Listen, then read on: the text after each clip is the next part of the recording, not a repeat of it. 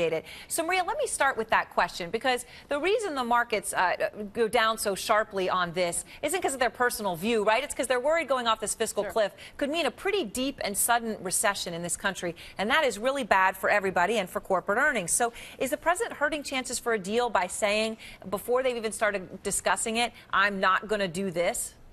No, I don't think so, Aaron, though I agree with you. The reason that the Dow plunges is because of this uncertainty. But I think what the president is doing is laying out the marker that, frankly, should not surprise anybody. I mean, let's remember, this is the one thing that he ran on. We can, discuss during the campaign whether he had a lack of clarity on what he would do beyond this for the next 4 years.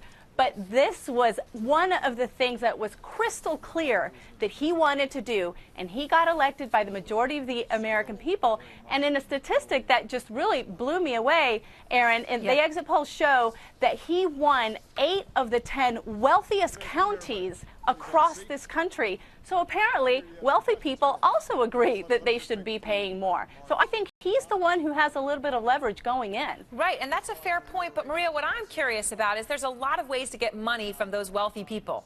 One way is to raise the marginal tax rate, to go back to where it was under Bill Clinton, right? That's what the president's saying he won't budge on. Another way, though, is to close loopholes or to cap deductions. The think tank Third Way said, look, you could get about $1.3 trillion just capping deductions. That, of course, that affects the wealthy. So if there's many ways to get revenue, why is he saying, well, I'm only going to go for this way? Well, let's remember that he was very conciliatory in his speech, in his victory speech on election night.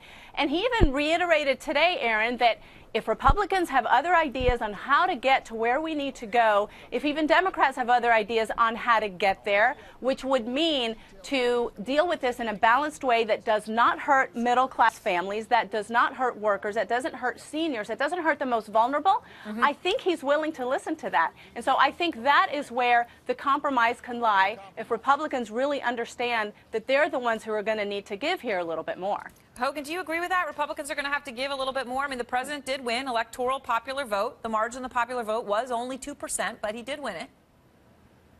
Sure. Well, I mean, look, elections have consequences, right? And this is the consequence of the election. He's the president of the United States. He ran on this. He said he was going to do it.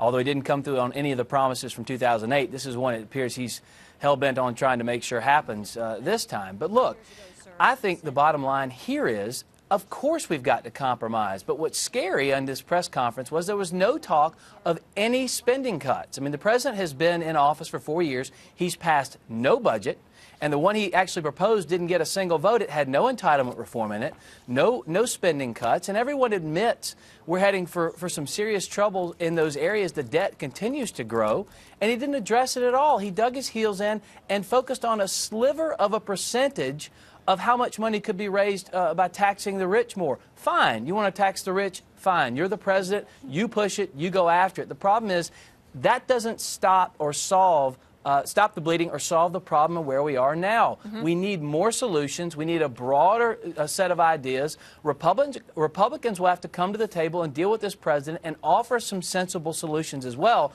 But my advice is the president needs to use one of his record-setting number of golf outings to take some Republicans out and try to get this thing hammered out.